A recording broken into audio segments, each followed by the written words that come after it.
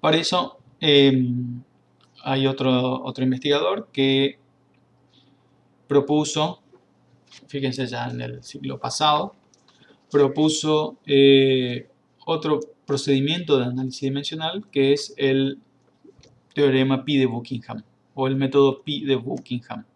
¿Sí? Hay varios nombres para este método. Lo importante es la palabra pi y se le suele llamar como teorema pi o método pi. Y este método lo voy a explicar rápido, pero no porque no sea útil, sino creo que podemos usar cosas que ya vimos antes para explicarlo. Y consiste en lo siguiente. Si mi problema inicial es este que está acá, encontrar una función phi que me relacione x1, x2, x3, xn de variables dimensionales corrientes, yo también puedo encontrar un problema equivalente, que es este otro que está aquí abajo, que es encontrar una función f de otras variables, pi1, pi2 y así sucesivamente, hasta pi n menos k, donde estas variables pi son variables adimensionales. Esa es la gran diferencia. Estas son variables adimensionales y estas de acá arriba eran dimensionales. Si yo tengo el problema de arriba, puedo encontrar mediante una transformación el problema de abajo, donde el problema de arriba es similar a lo que yo planteé antes. Encontrar una función f de la fuerza de arrastre, el radio, la longitud, la velocidad, la viscosidad y la densidad. Ese es el problema dimensional. Entonces, si tengo el problema dimensional, puedo encontrar un problema adimensional que es el de abajo, o una relación funcional de números adimensionales, donde esa k que está ahí abajo es justamente esto, el rango de la matriz de coeficientes. El rango de la matriz de coeficientes, ya vimos lo que era la matriz de coeficientes, ¿sí? Era, volviendo atrás, esta matriz que está aquí en azul, esa es la matriz de coeficientes. Entonces, el rango de una matriz, ustedes yo creo que se acuerdan qué es el rango de una matriz. El rango de la matriz es un número, dado una matriz X, es un número que dice la cantidad de ecuaciones linealmente independientes que es la matriz. Si ustedes cargan una matriz en MATLAB y ponen el comando rank, R-A-N-K, si ustedes ponen rank y acá la matriz, puede ser esa matriz coeficiente, pueden hacer la prueba, les va a dar el rango de la matriz. El rango es un número que como máximo es igual al número de filas que tiene la matriz. Y de ahí puede ser menor. O sea, si tenemos esta matriz de 3 filas por 6 columnas, el rango de esta matriz podría ser 3. Si hay 2 filas que sean linealmente independientes, entonces no va a ser 3, va a ser 2 y así se va a ir reduciendo. Eso es el rango de la matriz. Una forma muy rápida, muy burda de calcular el rango de la matriz es decir que el rango de la matriz es igual a el número de magnitudes fundamentales. O sea, una manera muy rápida de saber cuánto vale K es igual a el número de variables fundamentales. Es una manera burda y rápida que no tiene ninguna precisión matemática, que puede servir para empezar a analizar un problema. ¿Sí? Si ustedes no tienen MATLAB para calcular el rango de una matriz y no se acuerdan cómo se calcula el rango de la matriz utilizando determinantes, bueno, no importa. Se puede proponer que K, el supuesto rango, es igual al número de variables fundamentales. ¿Sí? Entonces, aplicando el método del teorema Pi de Buckingham, y esto es importante, el número, la cantidad de grupos pi o de números adimensionales es igual a n, donde n es el número de variables dimensionales totales que participan de mi problema. O sea, es esta cantidad. N menos k, menos 3, supuestamente, porque yo tenía masa, longitud y tiempo. Use otro color, bueno. Es igual a 3. Entonces, para mi problema, sin calcular el rango de la matriz, sino haciendo una aproximación burda, muy rápida del rango, el teorema Pi me dice cuántos grupos dimensionales yo tengo que encontrar. Tengo que encontrar 3 grupos adimensionales para plantear el problema equivalente al problema dimensional. Entonces, fíjense que yo voy a reducir un problema que tenía 6 variables dimensionales a un problema que va a tener solamente 3 variables adimensionales. Desde un punto de vista matemático eso es interesante, desde un punto de vista de físico o de ingeniería también es interesante porque reduce la cantidad de experimentos que yo voy a necesitar hacer para entender un proceso. Y eso es ahorrar tiempo y ahorrar dinero. ¿Sí? A ustedes les interesa ahorrar tiempo y al dueño de la empresa le interesa ahorrar dinero. O sea que van a quedar los dos contentos. Van a quedar más contentos si ustedes son el dueño de la empresa. Entonces, ¿cómo es el procedimiento? Es un poquito más largo que el otro, pero es exactamente lo mismo. Y voy a tratar de no cansarles en esta explicación. Lo que yo hago entonces es elegir un grupo básico o algo que se llama variables que se repiten. ¿Y cómo yo elijo las variables que se repiten? Obviamente, cuando hablo de variables son estas que están aquí. ¿Sí? Yo voy a elegir estas variables tal que todas aparezcan, ya que entre todas aparezca al menos una vez cada una de las magnitudes fundamentales. Dicho de otra forma, el determinante de la matriz de coeficientes del grupo básico debe ser no nulo. Entonces, esto empieza acá, ¿sí? Con esta matriz de coeficientes y yo voy a mirar de tal manera, tengo dos maneras de mirarlos, una manera matemática y una manera más intuitiva. La manera más matemática es que entre todos aparezca al menos una vez cada una de las magnitudes fundamentales. Entonces, si yo elijo, voy a empezar a analizar estas tres de acá, que son las que yo ya seleccioné. Velocidad, viscosidad y densidad. Resulta que la masa aparece por lo menos acá, en estas dos magnitudes, perfecto. La longitud aparece en todas, perfecto. Y el tiempo aparece en estas dos, listo.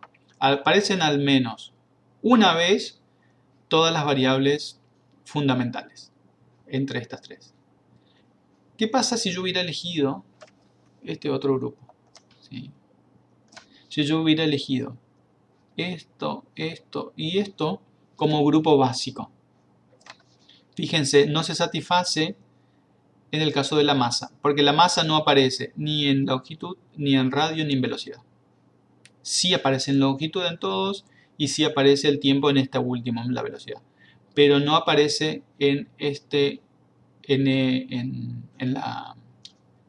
para la masa. Por lo tanto, si yo hubiera tomado estas tres que señalé en celeste, no me iba a servir esas tres como grupo básico o variables que se repiten. Y matemáticamente, si yo calculo el determinante de estos tres coeficientes, resulta que es igual a 0. Por lo tanto, estos coeficientes que yo marqué en celeste no me servirían como grupo básico. Por otro lado, si yo calculo el determinante de este otro posible grupo que se repiten, o grupo básico, el determinante está calculado aquí abajo, es igual a 1, por lo tanto es no nulo, o sea que matemáticamente me dice que puedo usar esto como grupo básico. Una vez que yo hice esto, construyo los números pi. ¿Cómo construyo los números pi? Y esto es muy fácil. Coloco las variables que yo elegí para el grupo básico, velocidad, viscosidad y densidad. 3 veces, porque tengo 3 números pi, es el cálculo que yo hice antes. Y las variables que se repiten en los 3 números pi. Cada uno es un exponente. Yo elegí llamarlo de esta forma. A la velocidad alfa 1, viscosidad beta 1 o B1, densidad C1. Para pi 2 cambia el nombre del superíndice. Para pi 3 cambia el nombre del superíndice porque estas potencias pueden ser distintas entre estas, ¿sí? Por eso les puse potencias distintas. Y las variables que no se repiten, o sea, fuerza, longitud y radio, van a ir una vez en uno de los pi cada una, ¿sí? Se coloca cada una de esas que no se repiten en los otros lugares. Entonces, lo importante es que aquí, entre estos 3 números pi, aparezcan todas las variables que a mí me interesa calcular. Si por algún motivo hay alguna que no aparece, o yo calculé mal algo, o resulta que esa variable no participa, no es importante para el proceso. Esa es una de las razones por la que no aparezca esa variable aquí. Lo más probable, si la física de mi análisis está bien, es que yo me haya equivocado en algo. Y eso es importante. Importante de revisar. Una vez que yo tengo los 3 números pi, ya después se parece construidos estos 3 números dimensionales. Yo tengo que hallar el valor de A, B, C, o sea, A1, B1, C1, A2, B2, C2, A3, B3, C3. Y lo fácil de esto es que voy a tener siempre el mismo número de incógnitas que de ecuaciones. A partir de ahora se parece mucho al método de Rayleigh que vimos antes. A partir de aquí es muy similar. De hecho es casi idéntico. Yo voy a trabajar primero con pi1. En pi1 voy a escribir otra vez en la función de las magnitudes básicas. Fíjense que esto es muy similar a lo que hicimos con el método de Rayleigh antes, pero solamente con pi1 hay que hacerlo ahora. Hago un balance de masa, hago un balance de los coeficientes de la longitud, hago un balance de los coeficientes del tiempo. En cada uno encuentro ecuaciones, pero fíjense una cosa, yo aquí tengo 3 ecuaciones,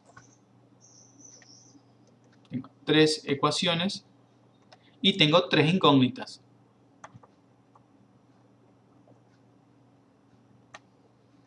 Por lo tanto es un sistema determinado. No hay que elegir nada arbitrariamente. Ya es más fácil, digamos, para ustedes. De hecho, ustedes pueden cargar este sistema lineal en MATLAB y pueden obviarse de hacer todo este paso de sustituciones y reemplazos, ¿sí? Si ustedes tienen este sistema de 3 ecuaciones con 3 incógnitas, pueden usar cualquier problema para resolver sistemas lineales. Hay que cargar bien y listo. Encuentro los valores de A, B y C. Yo encontré que A vale 0, que B1 vale menos 2 y que C1 vale 1. Esos valores los reemplazan aquí. Eso lo hice aquí abajo. Pi1 es igual, quizá está muy chiquitito, pero yo creo que con paciencia se va a ver. A ver. Ahí se ve un poco mejor. Lo hice aquí abajo y entonces proceso un poquito más, proceso otro poquito más y llego a este número dimensional FD por densidad sobre viscosidad al cuadrado. Listo. Fíjense que si se acuerdan era parecido a uno de los que encontramos anteriormente. Lo copié aquí arriba para que me quede. Y ahora se hace algo muy similar analizando pi sub 2. ¿Sí? Colocan pi sub 2 y hacen exactamente lo mismo. Plantean todo en función de las variables dimensionales, los balances de masa, longitud, tiempo. No voy a repetir todo esto. Resuelven el sistema a mano o con MATLAB. Llegan a este número dimensional. Lo voy a anotar por acá. Y hacen ahora lo propio para pi 3. Fíjense que pi 3 es muy parecido a pi 2. Lo único que cambia es que acá es R y acá es L. Por lo tanto, todo esto va a ser lo mismo. Hay que cambiar la R por la L. O sea que en este caso, fíjense que el método Rayleigh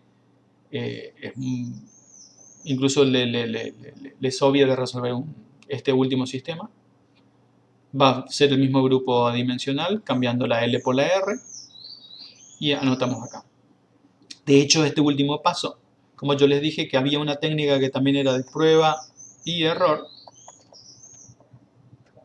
resulta que ustedes se pueden dar cuenta que como L tiene las mismas dimensiones que R, es obvio que un grupo dimensional puede ser este que está acá y el otro lo mismo pero cambiando la L por la R. O sea que toda esta diapositiva ni quizás sea necesario hacerlo al darse cuenta de que la dimensión de L es la misma que la dimensión de R. Ustedes pueden decirme, y es coherente pensar tal cosa, de que el mismo número, que el pi 3 sea igual al pi 2, cambiando la R por la L y listo. Porque es coherente. Lo importante es que ustedes tienen que verificar que realmente sea dimensional este y este. Porque si se equivocaron en alguna cuentita, va a estar mal todo el proceso. Por eso yo les digo que el método de prueba y error les puede servir para simplificar algunos pasos una vez que ustedes ya tienen algún entrenamiento. No suele ser bueno para usarlo de entrada, pero sí para tener estos atajos. Pero tiene que estar explicado los atajos que ustedes adoptan y fundamentados. Y ya casi con esto terminamos. Este teorema de pi de Buckingham y Bashki me permitió encontrar entonces tres números adimensionales, reduciendo la complejidad del problema inicial que tenía 6 variables. Y déjenme ver una cosa.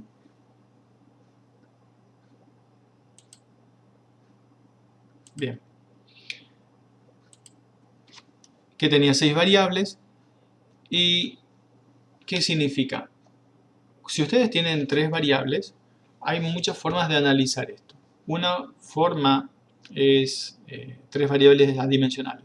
Una forma es mantener constante una de estas variables y ver la relación que hay entre las otras, ¿sí? Que es lo que está indicado acá en el grafiquito.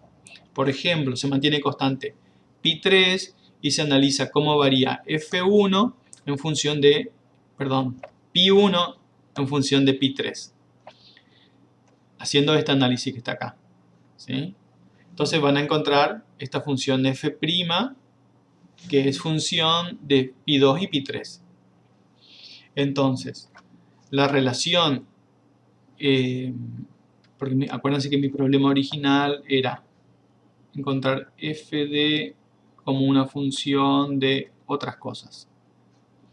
Entonces, si yo veo que fd está solo en este número dimensional, solo en este que está acá, no está ni en pi 2 ni en pi 3, yo puedo escribir esta relación que puse aquí. A ver, no creo que se vea el puntero ahora. momentito. Esa que está acá recuadrado en amarillo, donde dice pi1 es igual a f' por, perdón, f', acá está. Tengo esta ecuación. Esta ecuación en amarillo es la que me va a permitir desarmar el pi1, ¿sí?, de esta forma, y reordenando escribir que fd es igual a mu al cuadrado sobre ρ por f' por el producto de estos dos números adimensionales. Este era el pi1 y este era, no, este es el pi2 y este es el pi3. Fíjense que esto es un poquito distinto en este sentido. Este coeficiente antes lo habíamos obtenido, creo que la inversa, ρ sobre mu2. A los efectos prácticos es lo mismo, ¿sí? Porque yo puedo encontrar una relación que sea la inversa de la otra, nada más, donde este coeficiente está al revés. No, yo creo que era el mismo coeficiente. Sí, era el mismo. Pero a los efectos prácticos lo que yo evalúo acá es la relación entre las cantidades pi1, pi2 y pi3, que haciendo algún experimento yo obtengo esta gráfica y después de hacer esta gráfica yo puedo ver la forma que tiene esta función f, ¿sí? Esta función f multiplicado por mu2 sobre ρ. Y esto es algo, perdón, esta relación que está acá es algo que me va a decir cómo tengo que hacer los experimentos. Y no hacer los experimentos sin ningún orden ni nada. Vamos a terminar acá. Para la clase que viene, el miércoles que viene, voy a hablar un poquito más de los números adimensionales y algo de lo que es la similaridad, ¿sí? La similaridad es lo que se utiliza en la teoría de modelos para hacer el cambio de escala. Con eso vamos a terminar el tema de análisis dimensional. Pero antes de eso vamos a hablar sobre cuáles son los números adimensionales que son útiles para ingeniería, no de todos porque hay muchísimos. Aquí en la presentación yo les puse algunos. Y cómo se usan, cómo se eligen y cómo se trata de escribir estas relaciones del grafiquito y la que está recuadrada en amarillo en función de números adimensionales conocidos que tengan significancia física. No es lo mismo utilizar el número de Reynolds que el número de Reynolds al cubo. Los dos son adimensionales, pero el número de Reynolds tiene un sentido físico que después lo vamos a hablar en próximas clases.